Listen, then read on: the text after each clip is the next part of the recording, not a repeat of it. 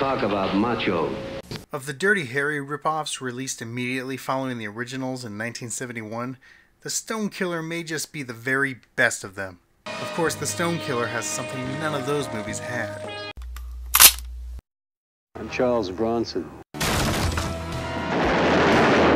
Dead. I am a professional.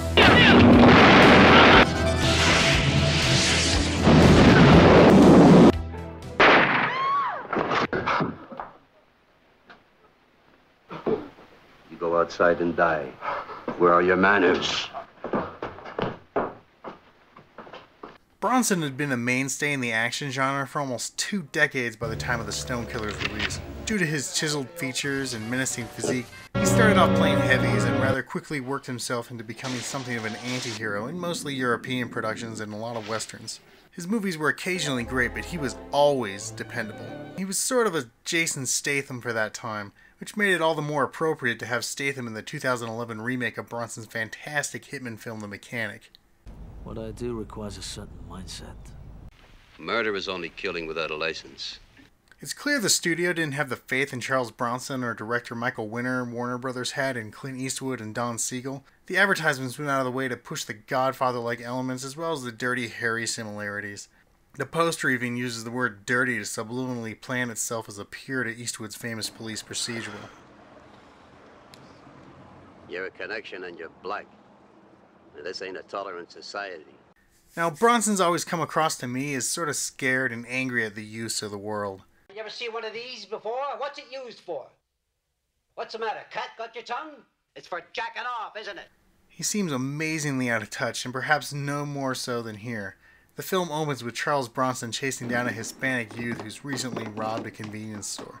Bronson guns the kid down from a fire escape, and when asked what happened later, he completely ignores the socioeconomic and race-class complexities which often lead to crime among minorities in the U.S., and goes with this. I did try to talk him out of it, Helen. But I guess he wanted to be a comic book hero.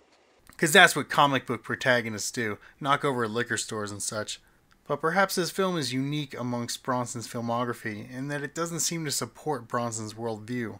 He is almost willfully ignorant of the world around him. Where he sees a suspect to interrogate, there is a rather insane hippie parade all around him. Where there are race riots going on around him, he sees only an apocalyptic cityscape foreshadowing the doom of our civilization. You've got 5 minutes, Christians. Charles Bronson is shown unable to even hold a sympathetic conversation with another human being. Will you see Julie? She's your daughter, Lou. How is she? Fine. Want her address? No. You remind me of home, Lou. Remember the mill, the smelter, the mines, and the dead ground they cut out for miles around? Look at his face. Where everything He doesn't stunted care and and he withered does and not died. understand. When tasked to face the consequences for killing the young kid, Bronson up and quits. If the system here won't let him openly murder suspects, he'll find gainful employment elsewhere. The main focus of the Stone Killer's plot follows Bronson's hard-boiled detective character as he beats, chases, and kills his way to uncovering the truth behind a series of high-profile mob murders. What's happening is a mob boss with a 40-year-old vendetta is planning to get together the heads of the various families and kill them off with a team of mercenary Vietnam War veterans. All this so he can become the Capo di tutti capi. Capo di tutti capi. Capo di tutti capi. Capo di tutti capi. Ah, okay. Well, anyways, lots of death ensues. A complete state of death. I once watched a B-Western from 1934 called The Trail Beyond, and in that film a man gets shot off a cliff and falls. Usually in a movie, it would cut away before he hit the ground, or something in the foreground would block our view of the conclusion.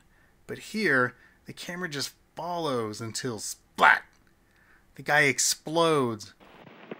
Until the Stone Killer, I don't think I'd seen a person fall to their deaths and to be shown on screen. So damn. With stunt-heavy chase scenes and large-scale gunfights, the Stone Killer is anything but a slog to sit through. A standout sequence, however, is the ending, in which the police square off against the ruthless veterans.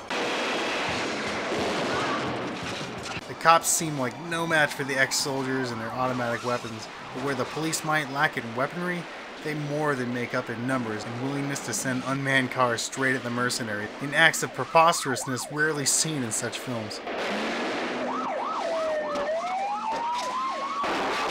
This one is rare amongst the Dirty Harry ripoffs in that it is really all about the action, and they really do deliver here.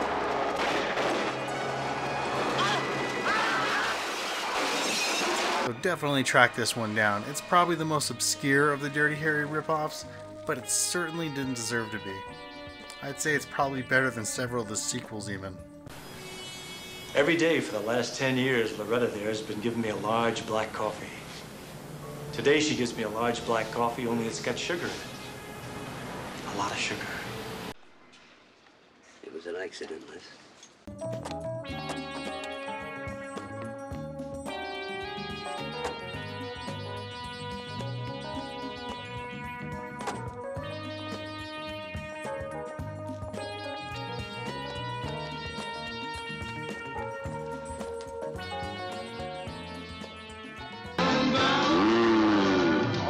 Random.